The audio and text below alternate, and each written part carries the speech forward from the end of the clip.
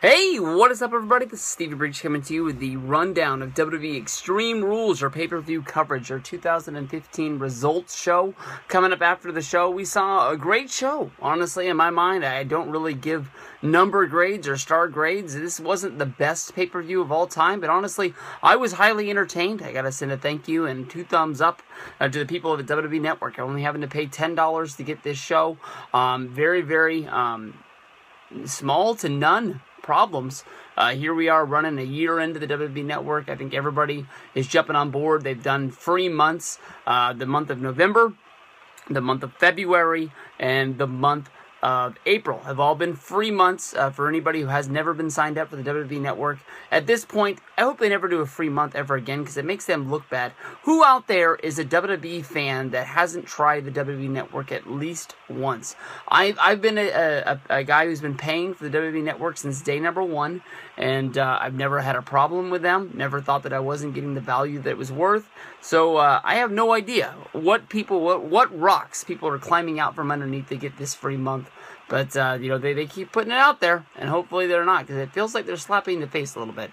Pre-show had a match of Bad News Barrett going up against Neville. Daniel Bryan was pulled from the show. They were saying that, it is what it is, and they don't know what's wrong with him. They did not strip him of the championship, so this was not a championship match. But a good opener for the pre-show with Neville getting the win in his first pre-show I guess you can say debut on beating Bad News Barrett. Barrett went for a bull hammer, and Neville was able to use a high kick, which led to the Red Arrow, which is a good thing for his career, getting the win in the opening match of a thing. He hasn't been getting wins on television, but a win against Wade Barrett is a plus for where he's going. Dean Ambrose versus Luke Harper fought in a street fight, with them coming down to the ring, hitting each other with everything that they had, including kendo sticks. Before they knew it, they were brawling in the back, where Luke Harper jumped into a car, and Dean Ambrose was able to jump into the car at the last moment as they sped off, and I guess they did a hot lap around Chicago. They would return back to the arena later, but as they were gone, they immediately went to Sheamus versus Dolph Ziggler, and they kissed my arse match, which honestly I've been looking on Twitter, and it seems that a lot of people thought this was a really good match, but honestly it just wasn't for me.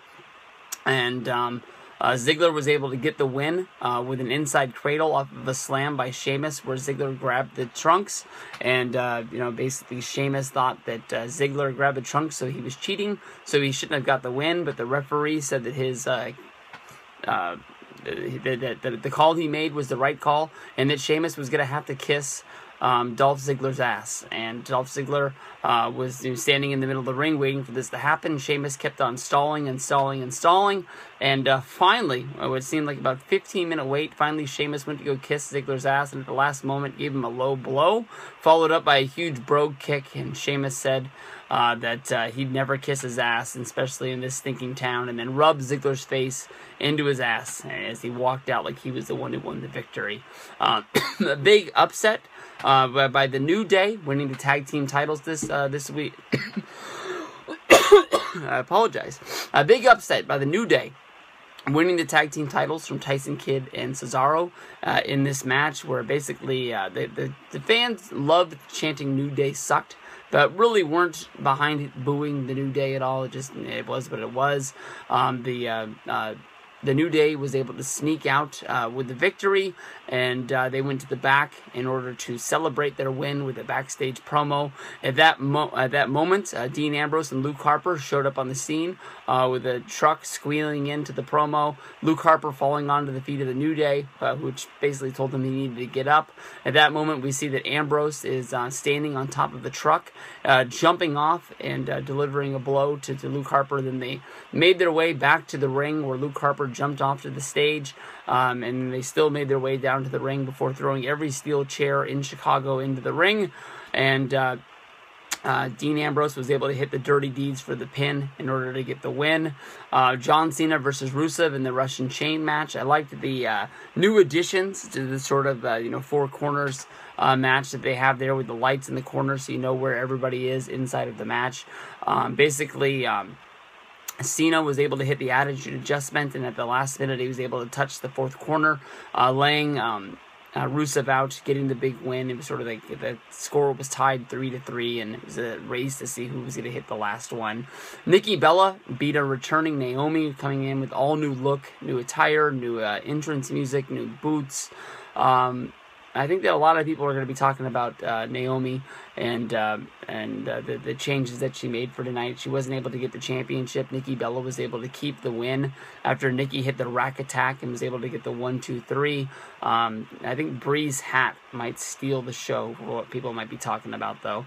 From there we go to Roman Reigns versus Big Show in the Last Man Standing match, when basically Roman Reigns speared Show through the barricade, and then they went through the Spanish announce table, which Reigns was able to flip over on top of Big Show, making it a point where he wasn't able to get up and leave him laying down there on the ground for the 10 count, and Roman Reigns was your victor. Very quick Bo Dallas interview led to a match between him and Ryback. Ryback came out and laid him out with the shell shock. I think that he got a win because I remember a referee holding his hand up, but I don't remember a 1-2-3. They announced that Payback there was going to be an I Quit match between Cena and Rusev. This was by the doings of Lana, who went into the Authority's office and was able to get this match all taken care of. Then we went to the Seth Rollins versus Randy Orton cage match, which was for the WWE Championship. Of course, the RKO was banned, and Kane was down there at ringside. Kane played a big part of the match, finally getting himself involved. He got pissed because at one point Randy Orton was trying to escape the cage, but Kane was not letting him leave because basically Triple H and Stephanie said not to. And Seth came running to attack Randy.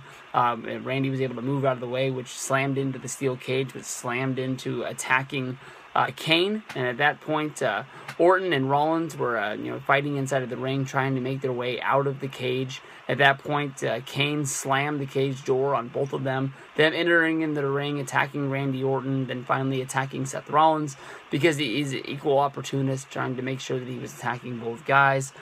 Kane hit a tombstone on Randy Orton, then putting Seth Rollins on top for hopefully a 1-2-3.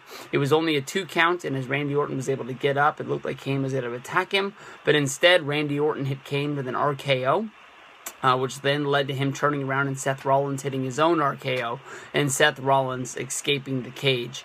The big story that's going to be on Monday Night Raw is that the winning move was hit off of the RKO, but then the RKO was following up another RKO. So, was Randy Orton even allowed to use the RKO on Kane, which led Rollins using the RKO on Randy? So same bat channel, same bat time.